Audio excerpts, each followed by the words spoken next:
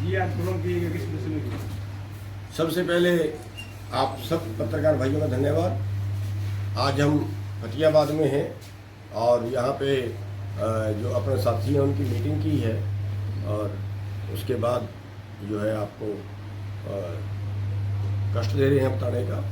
तो सबसे पहले तो माफ़ी चाहेंगे कि आज फतियाबाद के कई प्रोग्राम हैं और कई जगह प्रेस कॉन्फ्रेंस है, तो आपको फिर भी हमने परेशान किया है। तो साथियों, जो आज का माहौल है, आज देश पूरी तरह से कारपोरेट के शिकंजे में चला गया। देश में पूंजीपतियों का बोलबाला है और आम जनता जो है वो बड़े पूंजीपतियों का भोजन बन के रह गई है। सारा कारोबार देश का, सारी देश की संपत्ति, देश की सत्ता, ये सारी पूंजीपतियों के पास चली गई है और आम लोग जो है वो जिंदगी जीने का बल भी नहीं बचे। आज 9 आदमियों के पास 50 करोड़ लोगों के बराबर संपत्ति होगी है। तो मैं 2 साल पहले का आंकड़ा दे रहा हूँ, तो और बढ़ी होगी। 15 लाख करोड़ बड़े पूंजीपतियों का माफ़ कर दिया, लेकिन किसानों के लिए कुछ नहीं है, मजदूरों के लिए कुछ नहीं है, बेरोजगारों के लिए कुछ नहीं है। आज हमारी जो अगली पीढ़ी है वो हरियाणा पंजाब जो समृद्ध स्टेट थे, उनका हाल ये हो चुका है कि छोड़ के देश को बाहर जाए। और इस सब की जो दोषी है वो हमारी राजनीति है, चाहे वो बीजेपी हो चाहे वो कांग्रेस। इसलिए इस राजनीति को शुद्ध करने की ज़रूरत है और उसको शुद्ध करने के लिए हमने राजनीतिक पहल की है और वो राजनीतिक पहल में संयुक्त संघर्ष पार्टी का गठन किया है कि जो संघर्षी लोग हैं, जो देश के लिए लड़ने वाले लोग हैं, वो उनको राजनीति में भागीदारी उनकी बनाई जाए। जो देश का कमेरा वर्ग है उसको राजनीति में आगे लाया जाए।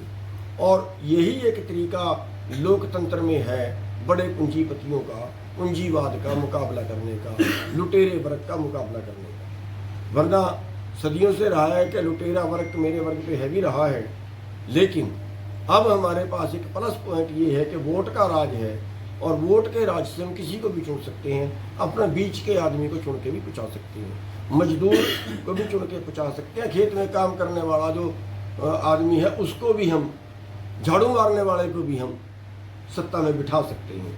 आज ये प्लस पॉइंट है।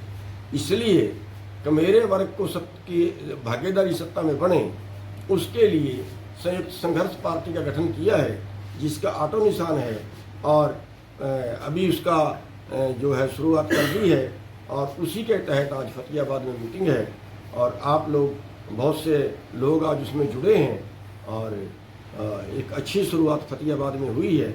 और जो आने वाला चुनाव है उसमें हम जितने भी संभव होगा उसमें हम चुनाव में भागीदारी करेंगे। तो कितनी सीटों पर सर भागीदारी की उम्मीद है? देखिए, अभी शुरुआत है, अभी कितनी सीटों पे हम कर पाते हैं ये तो कंफर्म नहीं कह सकते। अभी हमारे सामने 2 विकल्प हैं। एक विकल्प तो ये है कि किसी राजनीतिक पार्टी से समझौता हो, बीजेपी और कांग्रेस से नहीं हो, और दूसरा ये है कि अगर किसी से समझौता नहीं होता है फिर हम कितनी पार्टियों पे अपने खड़े कर पाते हैं। हमारा प्रयास रहेगा सभी पे करें, लेकिन क्योंकि नई पार्टी बनाई है, नई पार्टी को खड़े होते टाइम लगता है बहुत। भी तो जो पार्टियां हमारे सामने हैं तो कितनी पुरानी पार्टियां हैं, तो अभी उसकी शुरुआत कर रहे हैं, लेकिन चुनाव लड़ेंगे और जितने भी ज़्यादा सीटों पे होगा उस पर हम लड़ेंगे, इस चुनाव में भागीदारी करेंगे। किसान को टिकट दी जाएगी या किसी राजनेता को दी जाएगी या कैसे सब इसका कोई? देखिए, टिकट तो किसी को भी देंगे, टिकट तो किसी को भी देंगे जो हमारे असूलों को मानेगा, जो हमारी नीतियों पे चलेगा उसको। क्योंकि हम मेरा वर्ग के लिए लड़ाई लड़ रहे हैं। जो मेरे वर्ग के लिए लड़ना चाहता हो, जो मेरे वर्ग की बात करना चाहता हो, वो कोई भी हो। और दूसरी चीज़ ये केवल किसान के लिए लड़ाई नहीं है, ये मजदूर के लिए, दुकान वालों के लिए, दुकानदारों का कारोबार भी सारा, या तो बड़े मॉल खा के कंपनियों ने बड़े मॉल खोल लिए, हजार करोड़ का एक मॉल, और या फिर